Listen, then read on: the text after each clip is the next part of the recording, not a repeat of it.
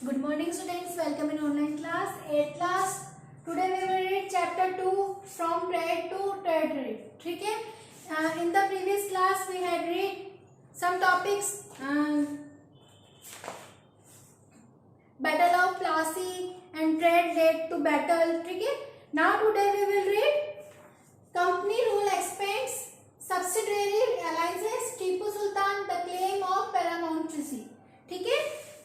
तो first topic is company rule expends कि company ने किस तरह से अपना शासन को फैलाया। तो क्या कंपनी का फैलता शासन between 1757 and 1857 the east India company annexed various Indian states instead of direct military attack it used political economic and diplomatic methods of the influence the states The followed different patterns while occupying the Indian state कि 1757 से 1858 के बीच east India company के द्वारा भारत के राज्यों पर बहुत सारी बातें हम लोगों के सामने आई हैं कि जिनका उन्होंने यहाँ पे they followed different patterns कि उन्होंने यहाँ पे विभिन्न तरीके के राजनीतिक, आर्थिक एवं कूटनीतिक के साधनों का उन्होंने इस्तेमाल किया कि 1857 से लेकर 1857 के बीच ईस्ट इंडिया कंपनी ने भारत के राज्यों पर अपने बहुत सारी बातें सामने को देखने को मिलती है और उन्होंने यहाँ पे सीधे हमला प्राय नहीं किया कि कंपनी ने यहाँ पे सीधे तौर पे हमला नहीं किया। उन्होंने यहाँ पे राजनीतिक डिफरेंट पैटर्न्स, इकोनॉमिक, पॉलिटिकल और डिप्लोमेटिक मेथड्स पे उन्होंने यहाँ पे राज्यों के इस्तेमाल किए। ठीक है, नेक्स्ट टॉपिक इज कि रेजिडेंट्स उन्होंने किस तरह से अपने यहाँ पे रेजिडेंट्स बनाए।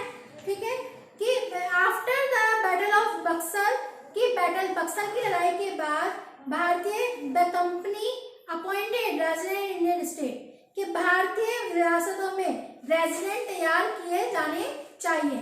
वो ये चाहते थे कि बक्सर के जो युद्ध हुआ था कि उसके बाद यहाँ पे हमें भारतीय रेजिडेंट को नियुक्त किया जाए या यहाँ पे उनको तैनात किया गया।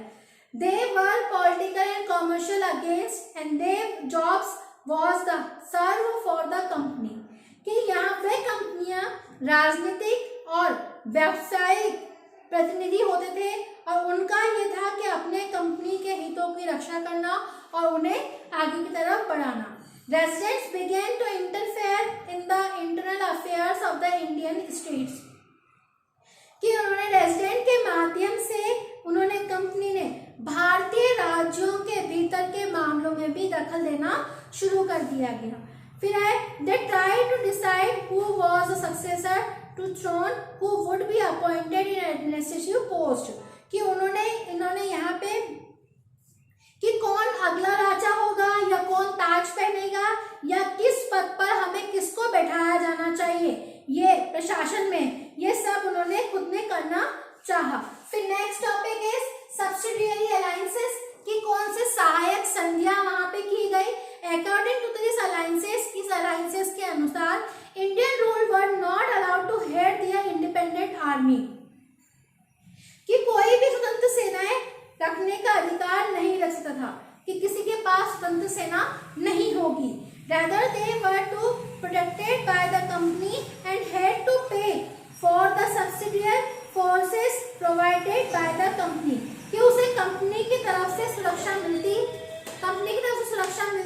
थी और सहायक सेना के रखरखाव के लिए वह कंपनी को पैसा देती थी कि वो वहां की कंपनी जो कंपनी सहायक संधि में कि कंपनी के रखरखाव को वो पैसा देती थी। If the Indian ruler failed to make the payment, the part of their territory was taken away कि अगर कोई भारतीय उस शासन को रकम चुकाने में चूक जाते थे तो जुर्माने के तौर पर उनको उनके इलाके को कंपनी के कब्जे में हो जाता था कि अगर वो रकम चुकाने में पूर्ण रूप से सफल नहीं हो पाते थे तो वो उसको चुकाना वो पूरा कब्जा उसके ऊपर कर लेते थे।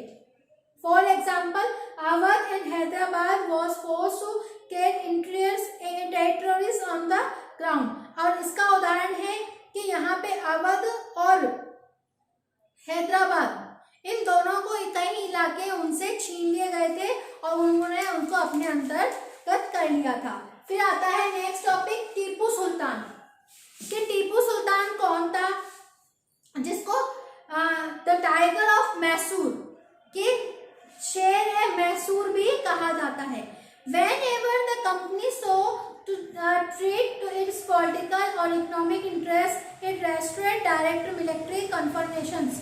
In this regard, we can give example of Mysore कि जब कंपनी को राजनीतिक और अपने इकोनॉमिक एंड पॉलिटिकल कि राजनीतिक और आर्थिक हितों पर उनको खतरा दिखाई देने लगा, तो उन्होंने कंपनी ने प्रत्यक्ष सैनिक टकराव के लिए डायरेक्ट मिलिट्री कि प्रत्येक सैनिक टकराव का रास्ता भी अपना लिया।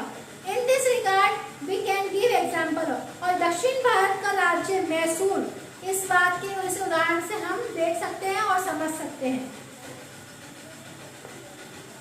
Mysore become powerful under the rulers like Hyder Ali कि हैदर अली के और उनके विख्यात पुत्र टीपू सुल्तान जैसे शक्तिशाली शासकों के नेतृत्व में मैसूर जो था वो काफी पावरफुल था, बहुत शक्तिशाली था।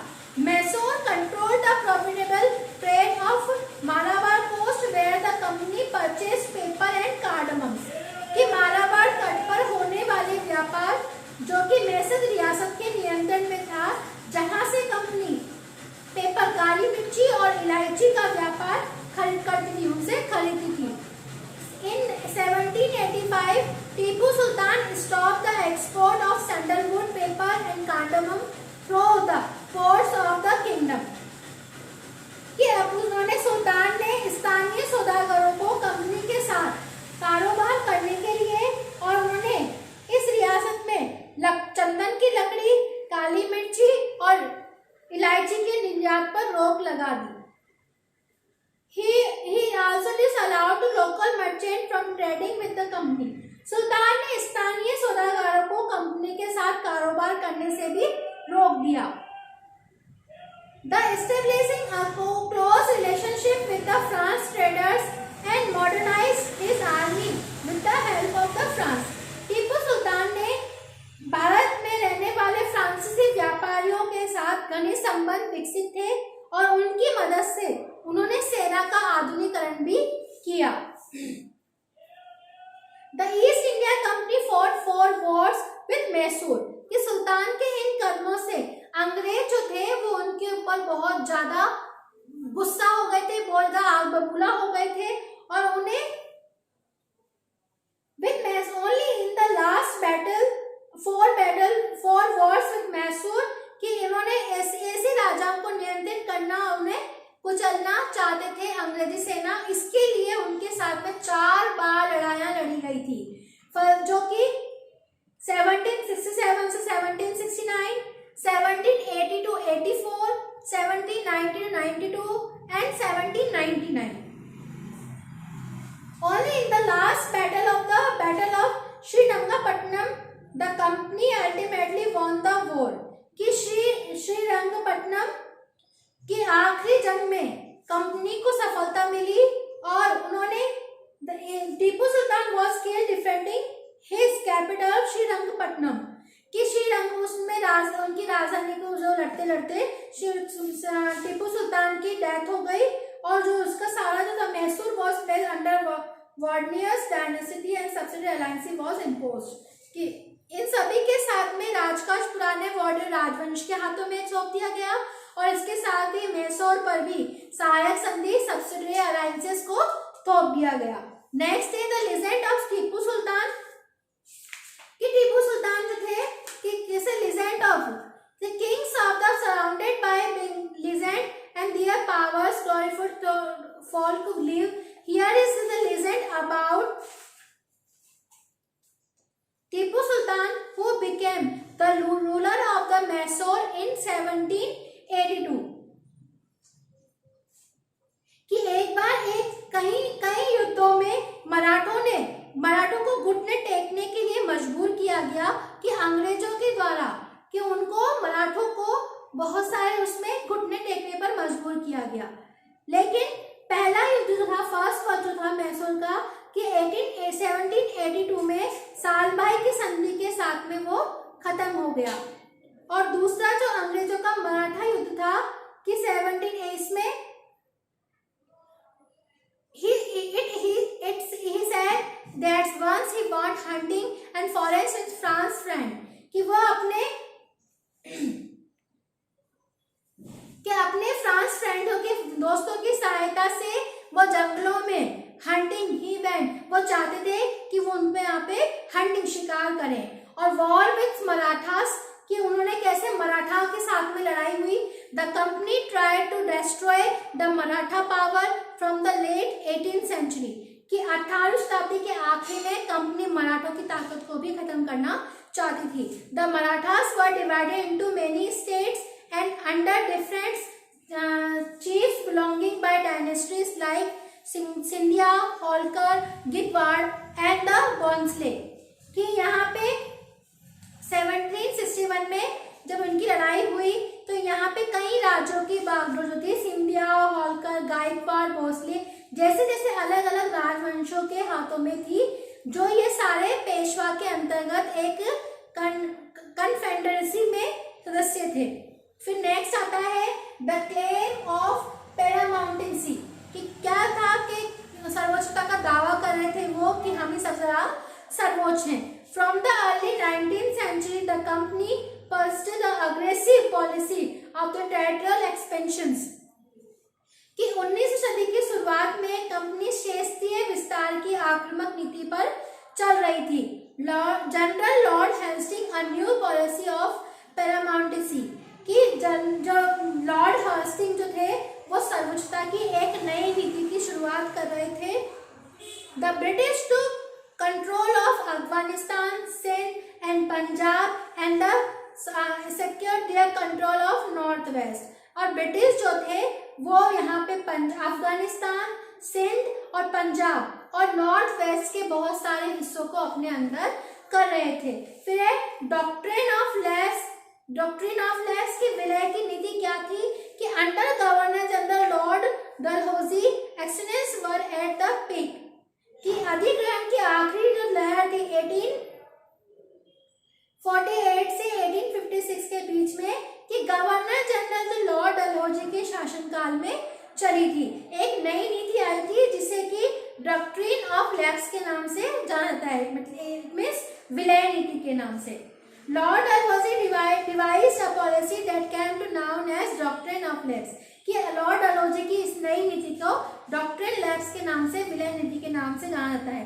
अकॉर्डिंग टू डॉक्ट्रिन विलय की नीति के सिद्धांत के अनुसार, if an Indian ruler died without a male heir, his kingdom would become the part of the company territory, कि अगर किसी राज्य में किसी पुरुष की मृत्यु हो जाती है, उसके कोई भी उत्तराधिकारी नहीं होता, तो उसका सारा राज्यकाल ईस्ट इंडिया कंपनी के अंतर्गत ले लिया जाएगा।